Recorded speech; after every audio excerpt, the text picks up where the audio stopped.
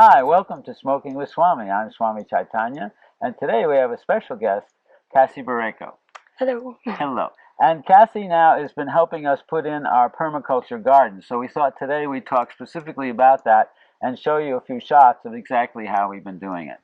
So Cassie came kind of almost like magically appearing here after we wished for someone who could do a nice permaculture garden, because I'd learned about it, but I didn't know much about it. So now we're working together to do this. So Cassie, I'm going to light this joint, but why don't you tell us first what it is we did first for our garden? All right, so basically what we did was, well, initially the plants used to be in smart pots, and this year we're taking them out of the smart pots and putting them in the ground so that they have more water retention in the soil, and they'll also be more directly connected to the energy of the earth.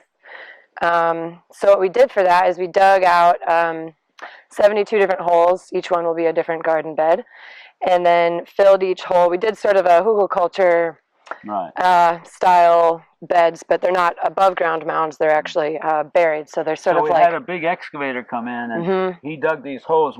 Together we laid out this pattern, and we'll show you the pattern later of what it is. And then, so then you collected all kind of wood, right? Yeah, we collected fallen and rotted oak branches from around the property, and layered those in the bottom of the holes with the biggest pieces on the bottom. Wait, but first we put in those cages. Yeah.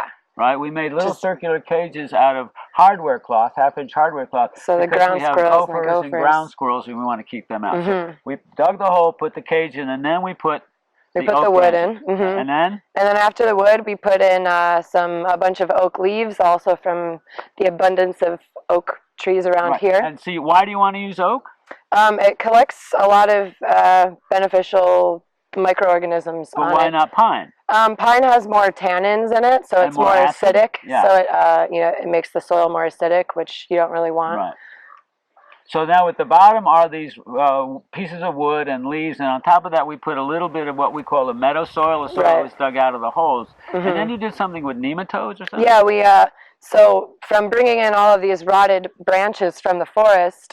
Here, try just one. We brought in Jack Skellington. Right. One risk with doing that is bringing in a bunch of termites. And you don't want to introduce termites in your garden because that could potentially be a problem later on with the roots of your crop. So what we did is after we put in the bottom layer of wood and some leaves, we filled in soil just so that it would sort of fill in the gaps. And then we added a few different species of beneficial nematodes, which are predatory nematodes, not root-feeding nematodes. So what they do is the different species attack different stages of life of the bugs that you're trying to make sure aren't. Bad things. Exactly. Right. So there's one variety that eats the larvae, the stationary critters, and then there's another kind that eats the ones that move. The soldier termites, basically. I see. So now we have the wood and the leaves and a little bit of dirt, and the hole's about 3 feet deep, right? So now, after we put the nematodes in, what do we fill in a little bit more, and we fill around the cages? Yep, so we're putting more soil in, soil that's from the old smart pots, which is soil that's from this land initially. So, we're keeping our terroir. And then we're also adding biochar, inoculated biochar, so that we're introducing a bunch of beneficial microorganisms. So let's talk about biochar for a second. I actually just take it out of my wood-burning stove all year long, all winter long. And then it's in tiny little pieces. Some of it's pretty chunky. Yeah. But then how do we inoculate it? What do we do? Well, you make a compost tea, and what we've been using for our compost tea is worm castings that we have, our own little worm bin here. So we've been harvesting worm castings from that. Easy to make your own worm bin, right? It's very easy, yeah. And so we've been using worm castings from that mixed with some of our compost, and then adding a food source, basically. So we've been feeding it sucanat sugar, which is just a raw sugar that's unprocessed. And sugar is especially favored by bacteria because of the. So we have that in a 55-gallon drum with water and a little and you're aerating it the whole time. We just got a little aerator from like an aquarium, right? And that's just our beginning thing where we don't need much liquid. Right. That's just for a small batch. For a larger batch, though, we have a a large-scale compost we got that brewer. Synergy one from Right, Mike from Lewis Mike. and so on. So we're waiting to set that up. But in the meantime, we have a little brewer. Right, Just enough to inoculate the and so biochar. we've also been doing our starts with that Right. compost tea also. Yeah, because you want to introduce these microorganisms early because they form relationships with the roots of the plants. So, you know, as the plant is putting out these, it's called exudates, they're putting out these sort of, it's like humans putting out pheromones to attract a mate. If you can think about it that way, it's so the plants are putting out these things called exudates into the soil and in the surrounding area that attract the organisms that they want to do work for them. So it's all alive down there. Oh, it's totally alive. Yeah, right? Yeah. And these things are like aware of what's going on. Yeah, Right? they are. Even though they're buried under the soil, they don't have eyes and ears, but somehow they know. Yeah. So these little organisms come along, different bacteria, fungi, protozoa, nematodes, etc., etc. And arachnids, what are those things called? Arthropods. Arthropods, yeah. Does anybody know what arthropods are? Pod means foot. I don't know what arthur means, right? Arthur's foot is what they are. Right. I don't know what that Okay, was. so now we've got this living balance, and now we have to fill in the cages. Right. They go up, and then we fill in around the cages with meadow soil and the potting soil in the middle, right. and bring it up. And what we're going to do every year is, you know, after we harvest our crop, we'll take any leftover waste from that crop, so that would be like stalk, stems, you know, whatever's left over, chip that or shred it and add it right back to the top, so that you're, you know, you're going to be feeding your next year's plants with the plants from last year. So it just becomes this cyclical thing. Each little bed for each plant, instead of a pot, is going to be a little hill, a little mound. Just a small mound, yeah. Right, just a small mound, with a mixture of the meadow soil and the actual smart pot soil. But it's all soil that originally came from Turtle Creek, right. even though we keep amending. But now the key thing that I've started to realize is that, there you go, one more, that if you use the compost teas and you're making your own compost, you really don't need all that powder stuff, which is adding nitrogen and phosphorus and potassium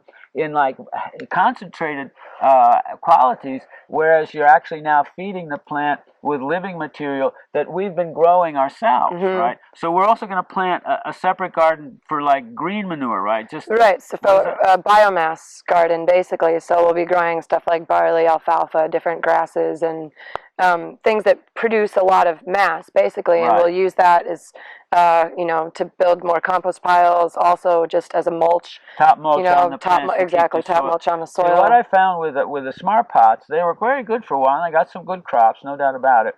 But over time, they started to sag and deteriorate a little bit.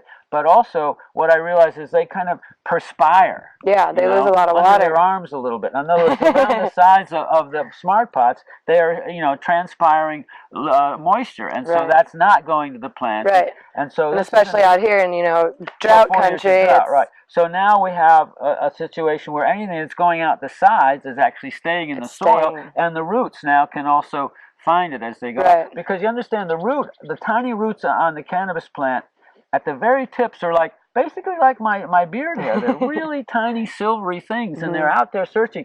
And basically every little tiny hair in the soil is actually connected to a little tiny flower way on the top of the plant. Yep.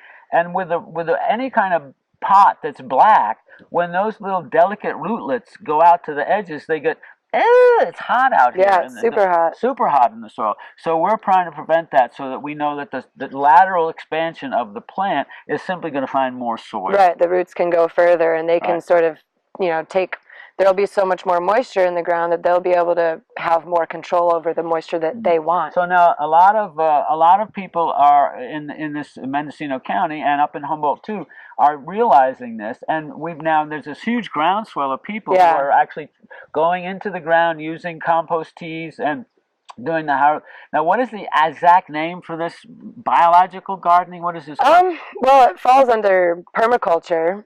Yeah, but permaculture actually covers the whole process. Yeah, it's not. We're actually at the moment just dealing with our one little garden. Right. Right. So it's. You could say biological gardening as opposed to conventional gardening. And the Germans call it Hügelkultur. Right. Mound. Or actually, Hügel means either mound or hill. So which is the layering thing that we've been doing. The layering thing, starting with the wood. Now the wood inside the hole at the bottom acts like a sponge as it deteriorates and rots. And it's also a home to all the little critters.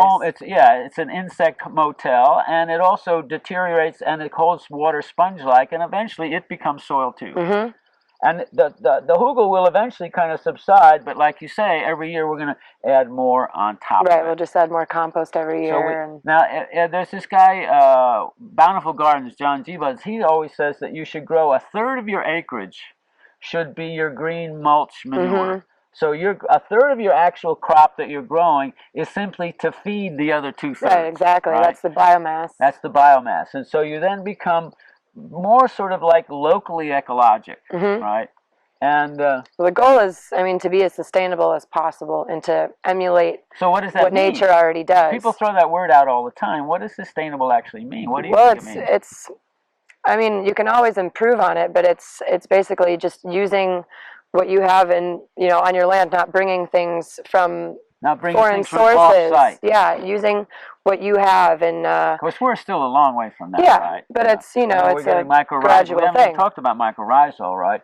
But just the fact that we have a truck and we use gasoline and petroleum and diesel means that we're totally connected in. But nonetheless, we're trying to say that most everything we're using, and eventually over time we'll get closer and closer, so that everything we use to feed our plants in the garden, we originate here. Right, and you want to decrease inputs and then hopefully increase outputs, yield. Now the other thing is, once we dig the soil, we're kind of making a big mess here, but once we dig it, we're not going to have to dig it again, right? No, once we might not even have to turn it and till it. That's what you're saying, right? Yeah, the point is to not till it again. I mean, because now we're causing... alive. It's not just dirt underground. It's this living stuff. That's what I'm really starting to understand, right? With tiny little microorganisms that you can hardly even see, but they're alive. Right, so we're causing this initial disturbance just to sort of get the system in place. But once that's there, then nature will sort of just keep taking care of it. Or to get closer to sustainability in permaculture, we would need to incorporate animals, right? Yeah, animals are a Domestic big animals. thing. Now, whether it's goats,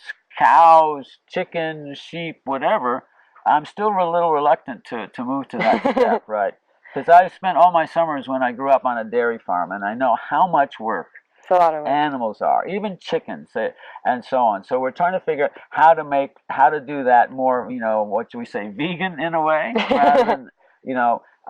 So that's another thing about the part of the compost. What should we call it? Fertility does come from the manure, right? Right, but permaculture can be done on, you know, any level. Like you can be as extreme or as well, we're simply starting moving out forward, as, that's you know, all as I you can want, say. Away from that old method. I'm talking to a lot of older growers, and everyone kind of says, "Oh yeah, I grew my first crop with Miracle-Gro." Everybody kind of laughs, but it's the truth, right? And so now, over the years, we've evolved into now organic supplements, and now we're moving away even from supplements and trying to feed our plants almost primarily with biology. With biology, with living biology. So biology takes all the nutrients that are already in the soil that you know, might be in organic matter or even just as the mineral component of the, you know, the soil earth. And they break it down and make it bioavailable to the plants. I like that, bioavailable. Yeah, so it turns it, you know, they process it and turn it into something that the plants can then uptake. So it's this mutually beneficial relationship. They're feeding each other. Now you just did this class with Elaine Ingham, which is incredible. You're still so excited about that. I'm explaining if you need to know more about that on the scientific level, on the kind of like molecular level, then, you know, attend one of her classes, get her courses, read her books, and so on. We're just trying to how to use it in our garden, right? And so it's that step-by-step. But now we have this mycorrhizal that you can get commercially in any nursery, right? And what is mycorrhizal actually? Well, it's mycorrhizal. There's mycorrhizal fungi and mycorrhizal plants. So there's basically mycorrhizae is a type of fungus. It's like you know what mushrooms are, and mushroom. Exactly, fungus, it means mushroom, and rhizal means it's, you know, it's a root. So something, you know, al. If you say like fungal, the al on the, you know, on the end of the word means it relates to that thing. So it's mycorrhizal. So it's a fungus that forms a symbiotic relationship with the roots of plants. So it's, you know, it's like it's extending its capacity to like suck stuff up. Yeah. Right. Exactly. So if you go out into the forest and what we call on the ground layer is the forest duff, and if you kind of squirrel around in that and move it aside and look down, eventually 3 or 4 inches down, you'll find the mycelial mat. You'll find this layer of mycelium. It looks like, I don't know, lace or a spider web or something like that, and it's usually pretty white. Yeah. and it's a huge, huge organism, actually. It goes it's for very square big, miles, yeah. and it's all kind of interconnected. But that is the stuff that turns what all the trees are dropping down, leaves, branches, needles, and all that stuff. Yeah. That's the stuff that actually makes it soil, right? So, well, when you think about it, you know, you look in a forest and everything's thriving and, you know, growing really strong and healthy, and no one's going out there poking around or, you know, giving it nutrients or anything like that. No, it doesn't get Miracle-Gro. It takes care of itself. So, in fact, it is Miracle-Gro because itself. it's the miracle of nature. Miracle of life, the nature cycle. Yeah. Now, the curious thing about this is it all sounds so new age and so, you know, this is cutting edge and all of that sort of stuff. But the real fact of the matter is it's the most ancient way to garden, because obviously prior to the, you know, discovery of petroleum, they didn't have any chemical fertilizers and all that sort of stuff. Well, what we call conventional gardening has only been happening, you know, which is like basically chemical agriculture, has only been happening for 75 or so years. Right, and it's on huge scale, where it's square miles worth of crops. Monocropping and all this stuff. And they're spreading it, or they're, you know. So the thing is that we're trying to use just what nature gives us in the soil and how naturally the soil works as an alive, and just emulate what nature does. Biological growing medium, and that's the thing. So the whole cannabis community now is sort of evolving in this direction. Yeah, and really so into the ground, away from the pots. But first of all, you know, there was coming out of the closet, out of the indoor, into the sun-grown, right? And now we're into the, so after sun-grown and star-grown and moon-grown, what do we have? We have earth-grown? No. Fungus-grown? Biology-grown. Biologically grown. Yeah. It's way beyond organic. As long as there's a, you know, diversity of all these organisms in the soil, they take care of it. And but that just reminds me, we say biologically grown, but, you know, in this country we say organic for when you go to the health food store. But in all other countries, and mostly, like I say, in Europe, they call it biologic.